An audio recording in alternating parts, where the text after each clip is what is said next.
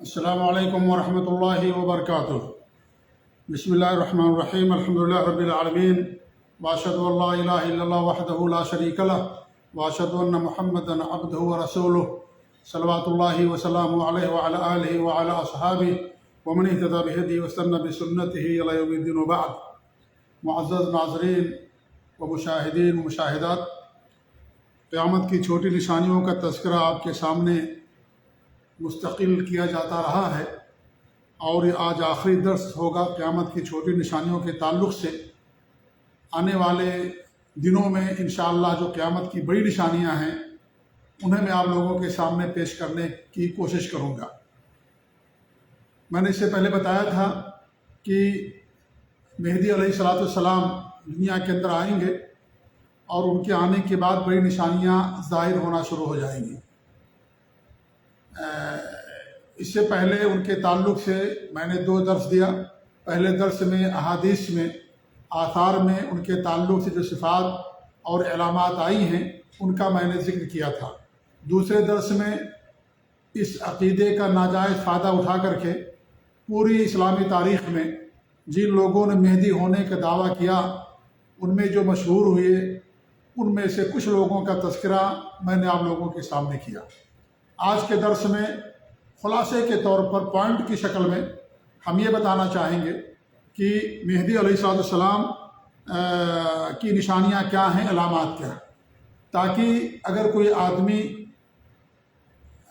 مہدی ہونے کا دعویٰ کرے تو آپ اس درس کو سامنے رکھیں اور اسے جھوٹا قرار دیں، کیونکہ مہدی علیہ السلام ابھی تک ان کا وہ نہیں آئے ہیں اور وہ نشانیاں آج تک کبھی کسی بھی شخص کے اندر نہیں پائی گئی ہیں۔ تو پوائنٹ کی شکل میں آپ لوگوں کے سامنے مہدی علیہ السلام کی جو علامات ہیں، سچی علامات، سچے مہدی کی سچی علامات، سچی نشانیاں جو احادیث کے اندر وارد ہوئی ہیں، وہ پوائنٹ کی شکل میں آپ لوگوں کے سامنے میں پیش کرنا چاہوں گا، تاکہ آپ کے پاس ایک ہتھیار رہے، علم رہے، اور جو بھی اس طرح کا دعویٰ کرے آپ اسے کذاب قرار دیں، جھوٹا قرار دیں کہ بھئی یہ ساری نشانیاں جو بیان کی گئی ہیں حدیث کے اندر ان میں سے کوئی نشانی آپ کے اندر نہیں پائی جاتی۔ پہلی نشانی اہل بیت نبی سے ان کا تعلق ہوگا۔ فاطمہ کے جو لڑکے تھے حضرت حسن رضی اللہ تعالیٰ عنہ، ان کی اولاد میں سے ہوں گے، یہ پہلی نشانی۔ دوسری، نام ان کا محمد بن عبداللہ یا احمد بن عبداللہ ہوگا۔ کنیت کیا ہوگی اس کے بارے میں احادیث کے اندر کوئی ذکر نہیں ملتا ہے، البتہ یہ طے ہے کہ ان کی کنیت ابو القاسم نہیں ہوگی، کیونکہ آپ صلی اللہ علیہ وسلم نے نام اور کنیت ایک ساتھ رکھنے سے منع فرمایا۔ تو ان کی کنیت کیا ہوگی اس کے تعلق سے حدیث میں کوئی ذکر نہیں ملتا۔ نام کا ذکر آتا ہے کہ ان کا نام یا تو محمد بن عبداللہ ہوگا یا احمد بن عبداللہ ہوگا۔ کنیت کیا ہوگی اللہ عالم بالصواب، لیکن ابو القاسم کنیت نہیں ہوگی۔ نمبر 3، ان کی پیشانی چوڑی اور ناک پتلی نیز لمبی ہوگی۔ یہ ان کے جسم کے تعلق سے نشانی بتائی جا رہی ہے کہ ان کی پیشانی چوڑی ہوگی، ناک جو ہوگی پتلی ہوگی اور لمبی ہوگی۔ نمبر 4، وہ انتہائی نیک، صالح، متقی اور صاحب علم و حکمت ہوں گے۔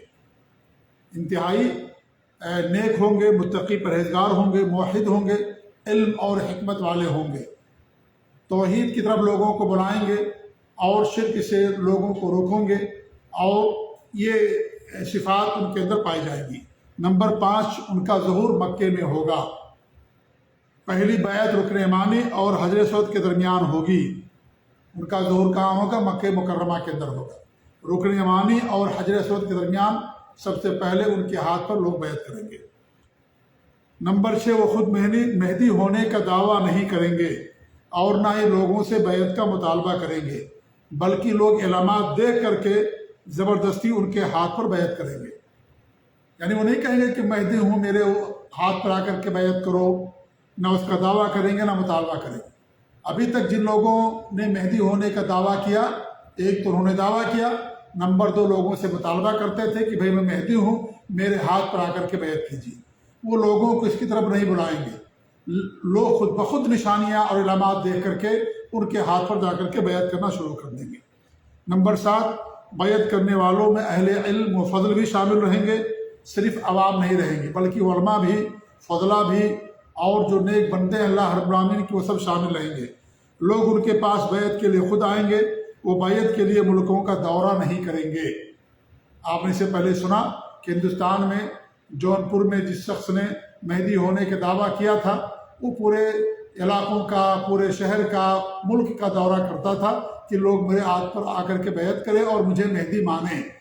یہ چیز ان کے اندر نہیں ہوگی، لوگ ان کے پاس خود آئیں گے اور ان کے ہاتھ پر بیعت کریں گے۔ علماء بھی شامل رہیں گے، علماء جو موحدین علماء ہیں، نیک علماء ہیں، اللہ سے ڈرنے والے علماء، کتاب و سنت کے علماء، وہ سب آ کر کے ان کے ہاتھ پر بیعت کریں گے۔ ابھی تک جن لوگوں نے دعویٰ کیا ان کے ہاتھ پر علماء نے بیعت نہیں کیا، وہ علماء جو کتاب اللہ اور سنت رسول کو سلف صالحین کے فہم اور عقیدے کے مطابق سمجھتے، ان لوگوں نے ان کے اوپر بیعت نہیں کیا۔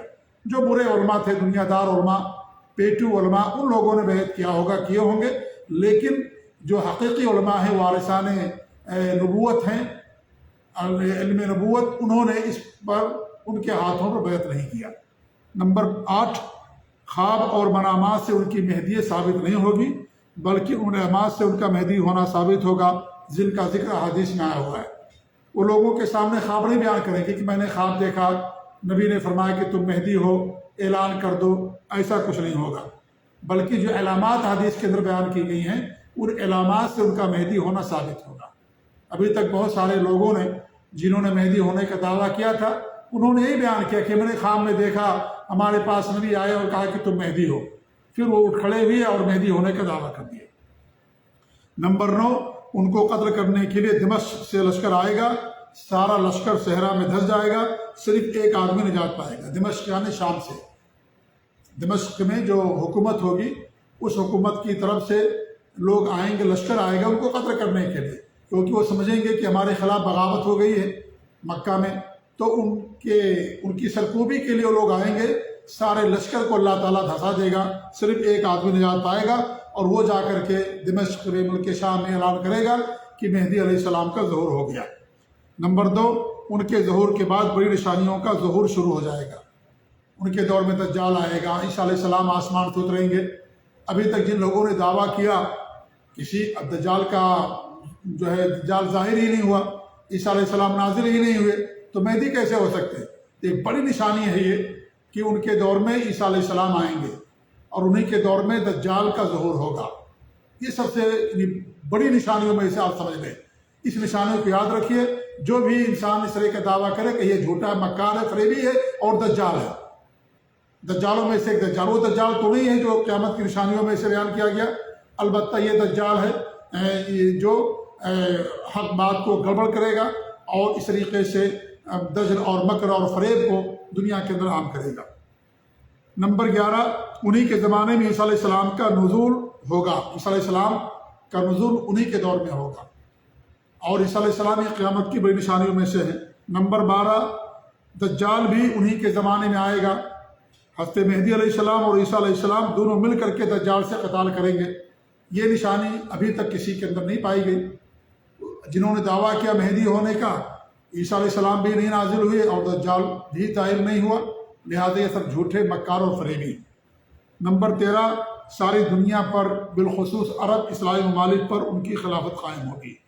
دنیا میں ان کی حکومت ہوگی، خاص طور پر عرب میں تو رہے گی ہی، اور پوری دنیا میں سمجھ لیجیے ان کی حکومت رہے گی، اور مہدی علیہ السلام کے زمانے میں انہی کی حکومت رہے گی۔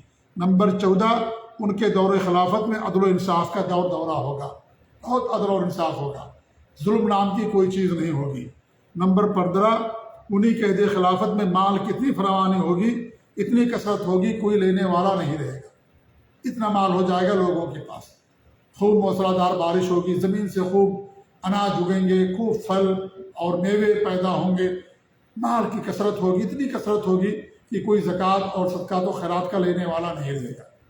آج یہ صورتحال ابھی نہیں ہے، ابھی بہت غربت ہے لوگوں کے پاس۔ آپ باہر نکل جائیے کچھ پیسہ لے کر کے، دیکھیے آپ کو لوگ گھیر لیں گے۔ تو اس طریقے سے ان کے زمانے میں کوئی زکوٰۃ کا لینے والا باقی نہیں رہے گا، سب کے پاس اتنا مال ہو جائے گا، اتنی فراوانی ہو جائے گی کہ زکوٰۃ اور صدقات کا مال لے کر کے آدمی باہر جائے گا، کوئی لینے والا ملے گا ہی نہیں۔ نمبر 16 مارکے روم مہدی علیہ السلام ہی کی قیادت میں سر کیا جائے گا۔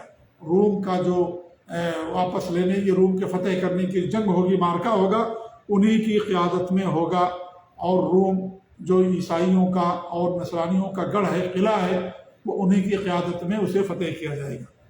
نمبر 17 سال تک ان کی خلافت قائم رہے گی، جیسا کہ حدیثوں کے اندر کہا گیا۔ ان کی وفات کے بعد عیسیٰ علیہ السلام خلیفہ ہوں گے سمجھ لیجئے، اور عیسیٰ علیہ السلام ان کے بعد زندہ رہیں گے حضرت مہدی علیہ السلام کی وفات کے بعد۔ اور تو یہ جو ہے 17 نشانیاں میں نے احادیث، جو صحیح احادیث ہیں، صحیح آثار ہیں، ان کی روشنی میں نے ایک ساتھ اکٹھا کیا کہ 17 نشانیاں ہیں مہدی علیہ السلام کے تعلق سے۔ یہ نشانیاں جن کے اندر پائی جائیں گی وہ مہدی سچا مہدی ہوگا، اور جن کے اندر یہ نشانیاں نہ پائی جائیں وہ جھوٹا، دجال اور مکار اور فریبی مہدی ہوگا۔ تو یہ درس یاد رکھیں، نشانیوں کو یاد رکھیں، تاکہ کوئی آپ کے عقیدے سے کھلواڑ نہ کر سکے، کوئی آپ کو بیوقوف نہ بنا سکے، اور بیوقوف نہیں بلکہ آپ کے عقیدے کو برباد نہ کر سکے۔ اس لیے نشانیوں کو یاد رکھیے، یہ نشانیاں یاد رہیں گی، آپ پہچان جائیں گے کہ یہ جو دعویٰ کر رہا وہ سچا مہدی نہیں بلکہ وہ جھوٹا مہدی ہے۔ اللہ تعالیٰ سے دعا کہ اللہ رب العالمین ہمیں حق بات جاننے، اس پر عمل کرنے اور اس کی طرف لوگوں کو بلانے کی توفیق عطا فرمائے۔ آج کے درس میں چھوٹی نشانیوں کا ذکر ختم ہو گیا ہے، اور آنے والے درس سے انشاءاللہ بڑی نشانیوں کا ذکر ہم آپ کے سامنے کریں گے، اور سب سے پہلی نشانی جس کا ذکر ہم آپ کے سامنے کریں گے وہ ہے دجال کا آنا، دجال کا نکلنا، خروج الدجال، اس کا ذکر ہم آپ کے سامنے کریں گے۔ اللہ تعالیٰ ہمیں توفیق دے، اللہ تعالیٰ ہم سب کو دجال کی فتنوں سے محفوظ رکھے، کیونکہ دجال کا فتنہ بہت بڑا فتنہ ہوگا۔ ہر نبی نے اپنی امت کو دجال کے فتنے سے ڈرایا۔ یہ ساری باتیں اور بھی باتیں انشاءاللہ آنے والے دنوں میں آپ کے سامنے آئیں گی۔ اللہ تعالیٰ ہم سب کو عقیدے توحید پر قائم رکھے، نبی کی سنت پر قائم رکھے، کتاب اللہ اور سنت رسول کو سلف صالحین کے فہم کے مطابق سمجھنے کی توفیق دے۔ خاص طور سے نشانیاں، اگر قیامت کی نشانیوں کو سلف صالحین کے فہم کے مطابق نہیں سمجھیں گے، انسان گمراہ ہو جائے گا، صحیح راستے سے بھٹک جائے گا۔